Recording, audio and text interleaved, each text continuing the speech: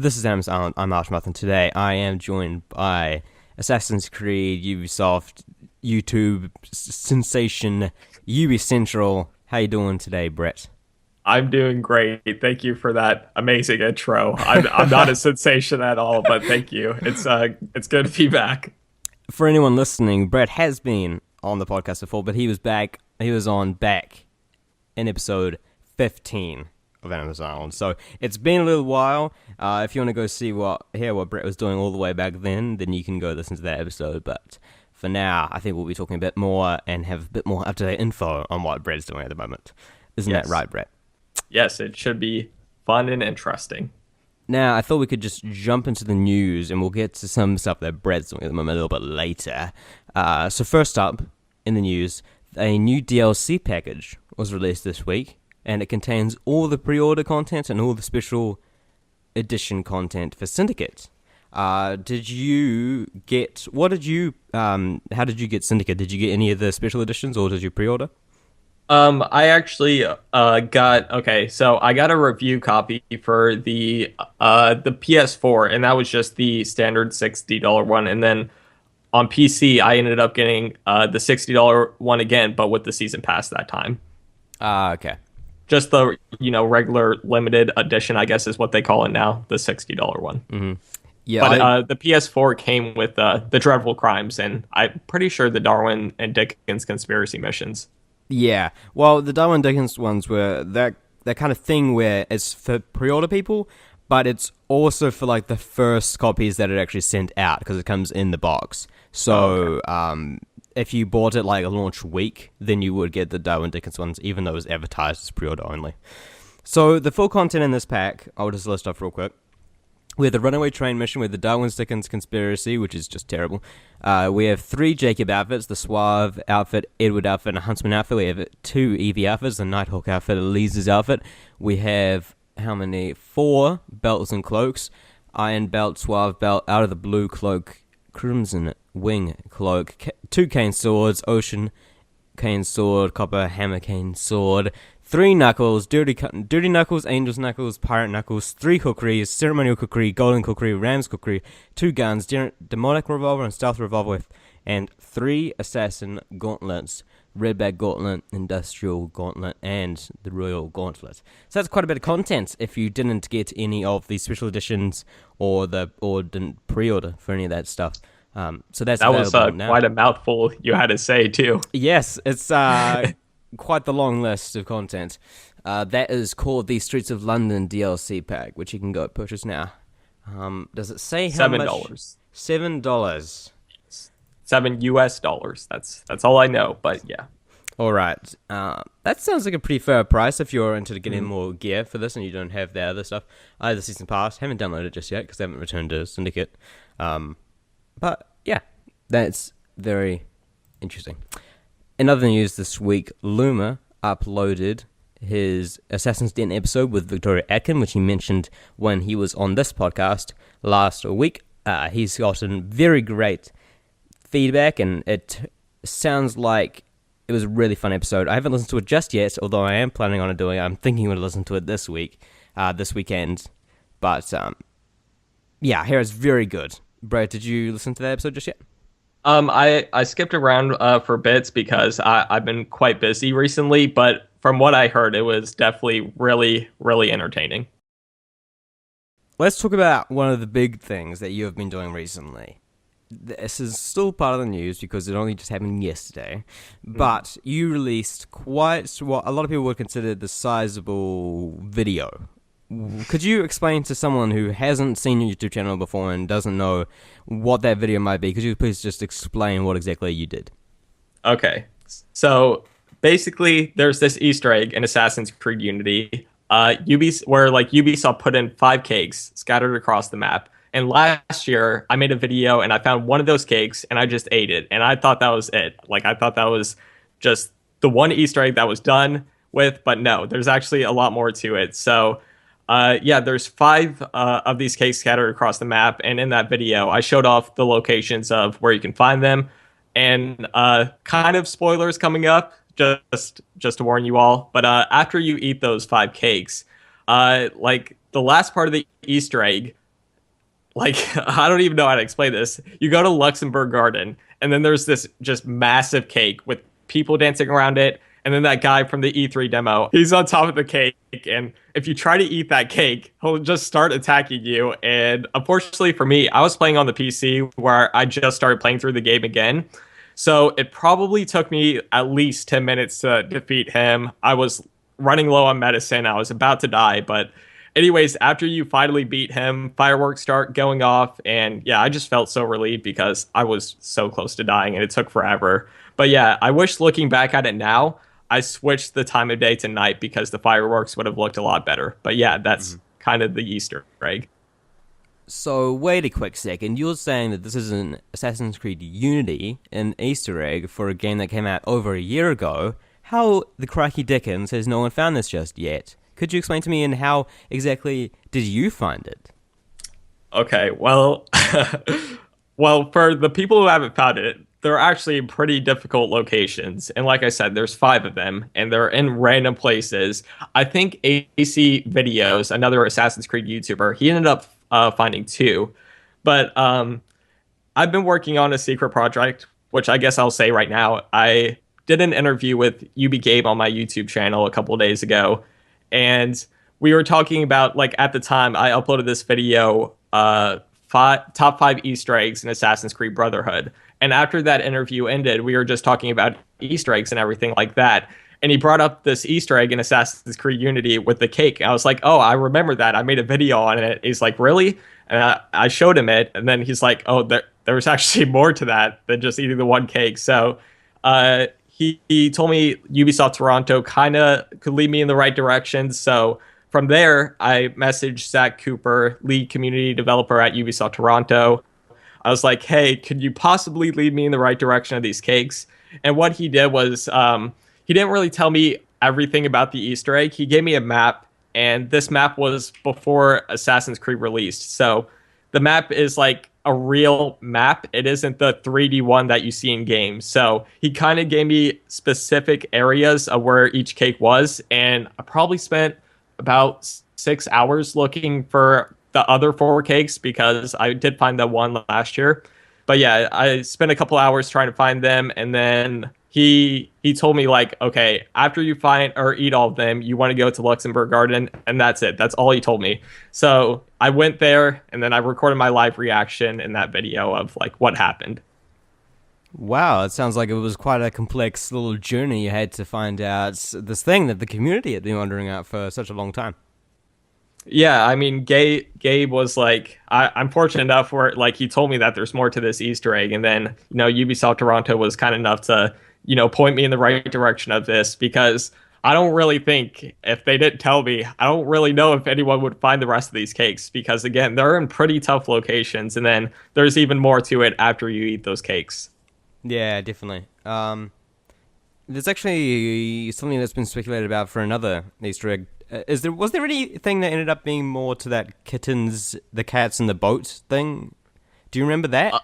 Yeah, I remember it, but not that I know of. I don't, like, I remember there's like 9 or 11 cats, something like that. And then, yeah, you jumped in, or there's like all of them in that one boat, but I don't know if there's anything more to that Easter egg. If there is, then I want to know. Yeah. It's very interesting that no one found that out. It's like, after people found more than one cake, you'd think that people would start looking for it. I guess it was just because you mentioned they were in difficult places, and from your video, they were in not the most obvious of places. So it's interesting. It's very interesting. I've only a few times have I heard of Easter eggs in games that have taken upwards of a year to find for the community. Yeah, I mean, it was definitely hard to do, and again, I'm so thankful for Ubisoft Toronto helping me out. It was really cool because after I uploaded that video, a lot of people are like, "Oh, now I have another reason to go back and play Unity." And like, I saw a couple live streams of people doing it. Katie, the Cliffhangers, she did a live stream doing the Easter egg, and it's just really cool now that people know about this Easter egg finally, and they're doing it for themselves. And unfortunately, after you do this Easter egg and like you reboot the game, it's not there anymore, which kind of sucks. So you have to like restart the game again. Yeah.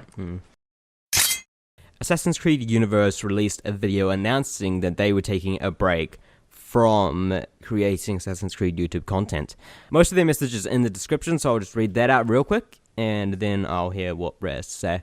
So, in the description of this video entitled Goodbye Fellow Assassins from Assassin's Creed Univers, quote, "Hi guys, today is a special day as we are announcing we will stop uploading videos temporarily. You'll still be able to watch our old ones, of course, but we won't be uploading any news until we are ready. After having dedicated 3 years of work on the channel, we have decided that it was time to take a break. We would like to thank you all for the support through these years. Being able to become a content creator on the AC franchise was a great opportunity. You might be wondering, when are we coming back? Well, we have to wait in order to find out. Big thanks to Ubisoft for their support, and particularly Isco Blades. A big thanks to the great content creators of this community who gave us support, help, and who just rocks. UbiCentral, Access to Animus, Wayne Davies 89, Aftermath 1231, the ones who came before. A big thanks to the members of the Bureau podcast for their collaboration and participation on the channel. We hope they'll join us again on the channel in the future. You guys need to keep checking their work. Well, that's it. See you soon." Unquote. They also mentioned that this will be a few months. It's very interesting. It's very sad. It's very disappointing to see, even for just a few months, to see them to leave. There's been a bunch of different theories on why they're leaving. People are saying they haven't actually said anything themselves, so it's all speculation, but people are saying that they were burnt out, that they're just super busy, that they're waiting for, if Assassin's Creed really is, as it's rumored, taking a year off, then they are also taking a year off, things like that. But none of that we really know for sure. We just know that it's going to be a few months before they come back. Brett, what did you think of all this? As an Assassin's Creed YouTuber yourself, this must sting a little bit to see other Assassin's Creed YouTubers leaving, even if it is temporary. Yeah, I didn't even see this coming at all. Like, I remember we were just talking on Skype, and then all of a sudden, there was a link in the chat, and people were like, "Oh, this happened." And yeah, I was just really surprised, but I kind of understand because, like he said, he's been making videos for 3 years, and if you make videos for that long, it will start to get to you. I did notice kind of recently, in like late 2015, that they've been uploading like once a month, maybe twice a month. So I could kind of see it already that they're kind of getting burnt out on it, but it was definitely a shock to see them just take a break all of a sudden because I've worked with them in the past. I've done like an Assassin's Creed 4 time-lapse video with them, and they didn't tell me anything about this. And yeah, it was just really, really sad to see that happen because they're one of the biggest Assassin's Creed YouTubers, and there's really not many of us left anymore. So I know they're taking a break and they'll come back, but it's just like they're really one of the biggest channels, and just to see them do that, it's kind of like it kind of hurts the community and makes us realize Assassin's Creed isn't really, I don't know, keeping a lot of people's interest anymore, which is really sad. It will be very interesting to see, as an Assassin's Creed podcaster myself, it'll be interesting to see where the Bureau is going to go with this, since it sounds like they won't be on this channel anymore. It'll be interesting to see if they make their own channel or they won't upload to YouTube anymore. But I guess we'll find out. Probably, if you listen to this, you probably already know, actually, because they're uploading this weekend.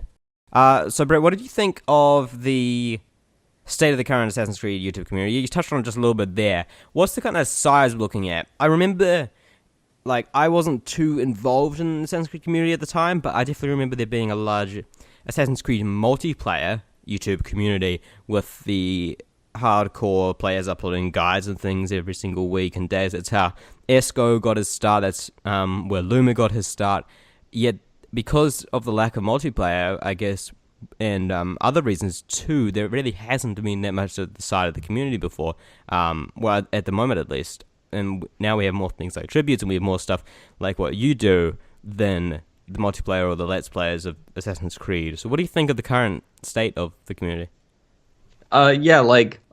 The multiplayer people, they were there before I started making Assassin's Creed videos, and now looking at it, really they don't make any more videos because, like you said, there's no more multiplayer. Unity had co-op, but it still wasn't that good, to be honest. So it's definitely the community is limited now. There's, like you said, news channels, and then I guess AC Universe was really the only kind of tribute trailer kind of videos, and now they're gone. So Now there's only just like a handful of us doing news content, which is kind of sad because, we're all kind of making the same kind of videos about the same news. So it's sad because the community a couple of years ago used to be all these people making different kinds of videos, and nowadays it's just news content. It'll be interesting to see where the community goes from here, with one of its biggest, largest members taking a break for a few months. And not exactly, they haven't given any specific dates as well, they just say a few months, so it'll be interesting to see when they come back. I presume that they'll be back for Empire, if that's if that really is the next AC. I mean, it's possible that they could also come back for, the supposed Assassin's Creed movie trailer in March too. But that's just speculation. But again, this is just like the YouTube side of the community we're talking about. Obviously you're on Reddit. Do you notice like any decrease or like in the community size or like less posts daily or anything like that? We have basically a yearly cycle, as you might expect, where the posts and comments are at an all-time high in November and December, and they just taper off towards like June, and then they spike again for E3, and they come all the way back up for November. So that's very yearly. I haven't noticed a actual decrease, like overall yearly, but that kind of yearly cycle is very normal for the forums and for Reddit. So I think Reddit is staying at least the same size, personally, although that's a bit anecdotal evidence. That's just from what I've been seeing, personally.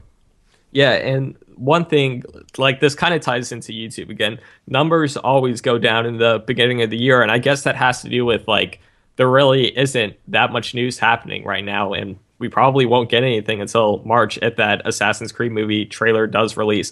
I mean, there is that Syndicate DLC, the last Mirahaja pack, I think it is. Yeah. So yeah, I mean, there's that, and then there's the movie trailer, which hopefully comes out in March. But yeah, January definitely is like one of those months where nothing's really happening in the community, and that could also affect it negatively. The community is definitely in a very unique position at the moment. I don't think I've seen anything like it before, especially with the crazy leaks and with the movie. It's really unprecedented, at least among the Assassin's Creed community. It'll be interesting to see where it goes from here. What have you thought of Assassin's Creed India? Okay, well, I had to say I haven't completely finished it yet, but from what I've played, compared to Chronicles China at least, the game is a lot more difficult, at least for me. Like, it is. I die all the time, and I don't know if it's because I'm like not being as stealthy as I should be, or I don't really know, but it's definitely a lot harder compared to China. And then the story is, I guess, better than China, but it's still like not really that much story. What I'm really interested in for India and Chronicles China is the numbers that we've seen. There's 3 numbers per game that you can see, like when you use Eagle Vision. You know about that, right? Mm-hmm. Yeah. Yeah. So there's 3 per game, and I want to know what those numbers are. So that's really why I don't know. I'm interested in these kind of games. To be honest, I'm not really into side scrollers. So, I do play it because it's Assassin's Creed and I love to support the games. But to be honest, it's not like my favorite game in the world. That seems to be the prevailing opinion with this stuff. It's a pretty good game, but is it a good Assassin's Creed game? I don't know so much, personally. I'm not sure how I'd answer that. I mean, at least it's like $10. The only thing that kind of was weird is that China released, and then it took India so long to release after that, like many more months. And now Russia is releasing next month. So I don't know why they did that, because the gameplay is a lot harder in India. But besides that, I was expecting, more story to it, but that really didn't happen. Yeah, that's very interesting. We talked about it a lot last week with Luma, so if any of the listeners are very interested in something like that, then you can go listen to that for some more in-depth thoughts on that stuff. What games are you playing at the moment, Brett? Well, I do stream like every Friday now, so I've been playing through the Assassin's Creed games, but like personally, if I'm not live streaming, I'm currently playing through Splinter Cell Conviction. and I just finished Blacklist like a month ago, and I've never been into Splinter Cell. Like I've heard of it obviously, and I've seen the trailers, but I've never played it. Not really been that interested. And it was like Zach Cooper again, who I mentioned earlier. You know, the lead community developer. He was just talking about it on Twitter, and then I'm like, so which game? Like I just started Blacklist, and I'm like, so where should I go from here? He's like, oh well, you really should have started for the first one. And now I kind of wish I started for the first one. But so what I'm doing now is I'm going from Blacklist, Conviction, and then I'm just making my way down to the first game in the series. But yeah, it's definitely a lot better than I expected, and I can kind of see elements of the Division in it. I played the Division, the closed alpha, so I can see some elements from it in there, and I hope they announce a new Splinter Cell at E3 this year. So yeah. Are you doing anything else online at the moment, Brett? Like project wise, Mm-hmm. is that what you mean? Yeah. Honestly, after that game interview's uploaded, which I don't know when it will be, it's finished completely. I just have to wait for PR to give me the green light, go ahead. But other than that, it's just like I'm kind of on a break too, not for months, but there really is no news, like I've said earlier, coming out. So I'm just kind of doing a video or two a week. I guess my next video might be top 5 Assassin's Creed Brotherhood Easter eggs, maybe that. So yeah, I'm just kind of chilling, waiting because in March, if they do announce that trailer, or during E3 is like the busiest time of the year for me. So yeah, I'm just kind of, being patient, not overdoing myself. I'm not spamming out videos that I don't need to. So I'm kind of being quiet, taking my time on videos and everything like that. All right, fair enough. Thank you for taking the time to sit down with me today, Brett. Thank you for inviting me on here. It's always fun. Where can everyone find your content, Brett? YouTube.com/UbiCentral. You can also follow me on Twitter at UbiCentral. But yeah, that's basically where you can find me. Definitely, if you like my videos, subscribe, leave a comment. I usually reply to all my comments. So yeah. This has been Animus Island. I'm Artemis. That is Brett, aka UbiCentral, and I will see you next week.